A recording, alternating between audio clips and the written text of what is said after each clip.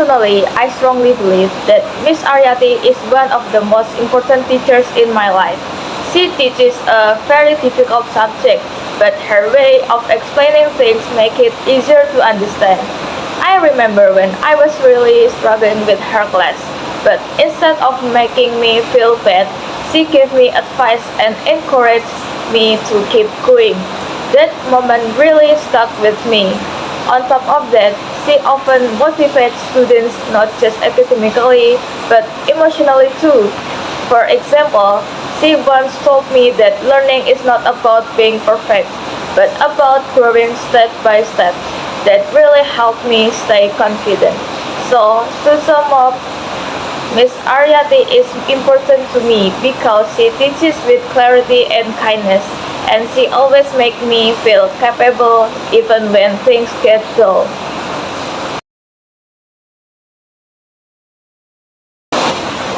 We regret to inform you that the university will no longer be able to offer complimentary transportation by bus between various stops on campus and in the city at large. Instead, all students will now be given a $50 pass for public transportation. It will be renewable each semester. This pass can be used on public subways and buses. While the university regrets this inconvenience, it hopes that students will take the opportunity to immerse themselves more closely in the local community.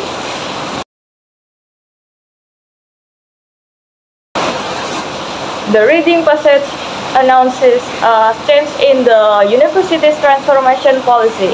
Instead of offering free campus buses, students will now receive a $50 public transport permit each semester. The university hopes this will help students connect more with the local community. However, the female student in the conversation disagrees with this decision. She starts by saying that the bus service was very convenient, especially for students who live far from campus or have tight schedules. Without it, commuting will be more stressful. Secondly, the C motions that the public transport system is not reliable.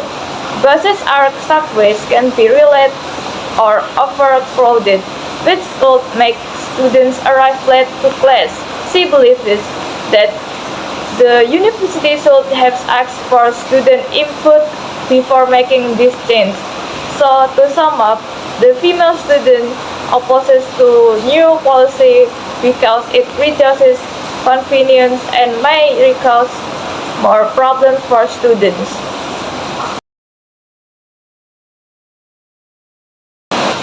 Photographs are very simple pictures that represent a word or idea.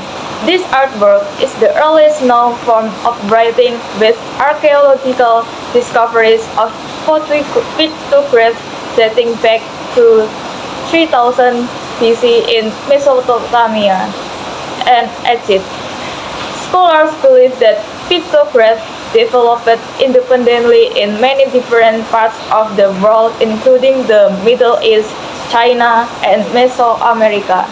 Because early pictographs were meant to resemble physical objects, they tended to represent nouns that referred to concrete things, but as pictographs in the ancient world become visually simpler and more abstract, they stopped representing actual objects. Instead, they began to represent abstract concepts and phonemic sounds. In time, pictographs become the basis of modern writing systems.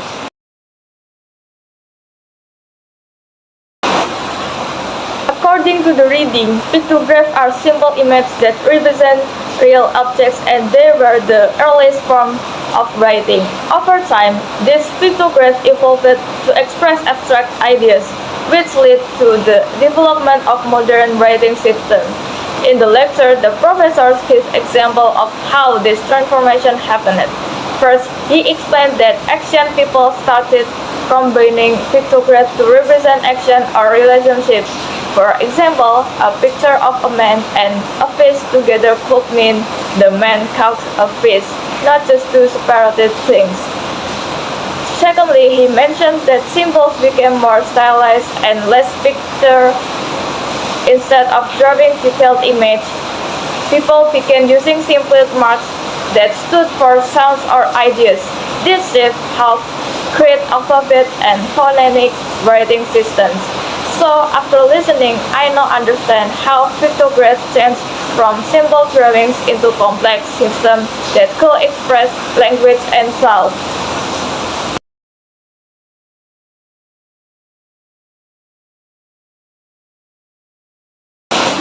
The lecture is about the paradox of technology, which refers to how technology can both solve problems and create new ones at the same time. The professor explains that while technology improves our lives, it often brings unexpected negative consequences. First, he talks about how smartphones help us stay connected, but they also reduce face-to-face interaction. People spend more time on their phones and less time talking directly with others, which can weaken relationships. Secondly, he mentions that while cars make transportation faster, they also contribute to pollution and traffic problems. So even though they solve one issue, they create others that affect the environment and public health. So to sum up, the paradox of technology is that it offers great benefit but often leads to new challenges we didn't expect.